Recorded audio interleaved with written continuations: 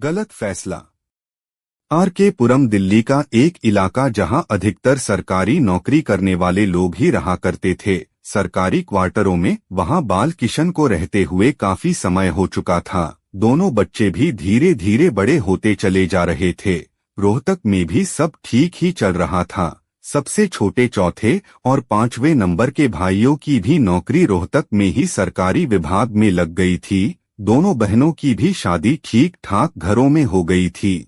जिंदगी अपनी पटरी पर मालगाड़ी की स्पीड से खिसकने लगी थी। एक दिन दर्शना का भाई, जो दिल्ली में ही सरकारी विभाग में इंजीनियर था, आया।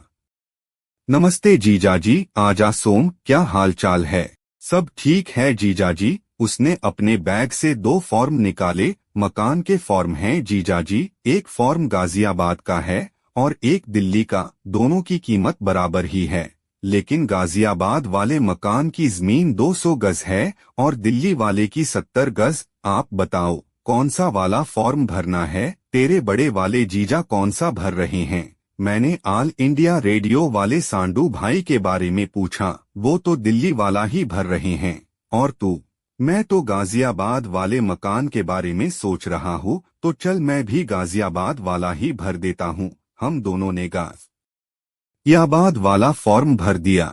थोड़े दिनों के बाद हम दोनों को गाजियाबाद में न्यूक्विनगर इलाके में मकान निकल आया। अब बारी थी पैसे इकट्ठे करने की। बाल किशन ने रिस्क तो ले लिया था मकान लेने का। दर्शन के भाई सोम के कहने पर मन किसी अनजानी आशंका से कांप सा रहा था।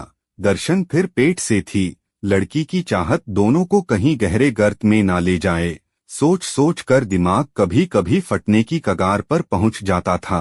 पर वही पुरानी सोच, ऊपर वाला है ना, जिसने पैदा किया है वो रोटी भी देगा। सब बच्चे अपनी किस्मत लेकर आते हैं, कोई किसी को नहीं खिलाता। सब अपनी किस्मत का खाते हैं। वैसे भी बाल किशन के पास था भी कुछ नहीं। बहनों की शादी और बच्चों की परवरिश में बचता भी कुछ नहीं था। खैर दफ्तर से होम लोन ले लिया। गाजियाबाद शिफ्ट हो गए। यहाँ आकर लग रहा था कि बहुत ही बड़ी गलती हो गई थी। दूर दूर तक सुनसान, ना कोई अस्पताल, ना कोई ऑटो, ना ही साइकिल रिक्शा। स्टेशन भी 5 किलोमीटर दूर। ना बिजली। कहाँ फंस गए। दिन भर हाथ पंखी झलते झलते हाथ भी दर्द होने लगे थे। रात तो जैसे एक श्राप की तरह थी। घर के बाहर खटिया डाल दी गई। मच्छरों का तो जैसे जलूस ही आता था झपटने। दोनों बच्चे रात भर करवटें बदलते रहे।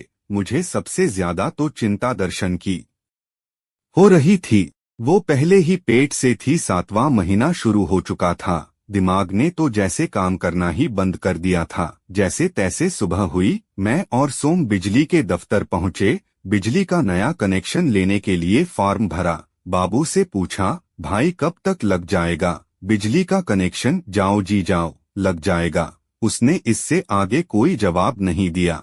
हम अपना उतरा सा मुंह लेकर घर को वापस आ गए।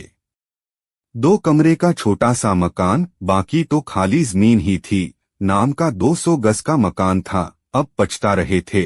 गाजियाबाद में मकान लेने पर। दिल्ली फिर भी दिल्ली है, इससे से अच्छा 70 गज का मकान ही ठीक था। खामखा 200 गज के लालच में फंस गए थे।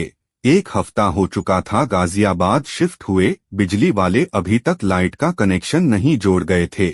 बच्चे और दर्शन सब परेशान हो गए थे। अपने आप पर ही गुस्सा आता रहता था। चलो देखते हैं आगे क्या लिखा था नसीब में।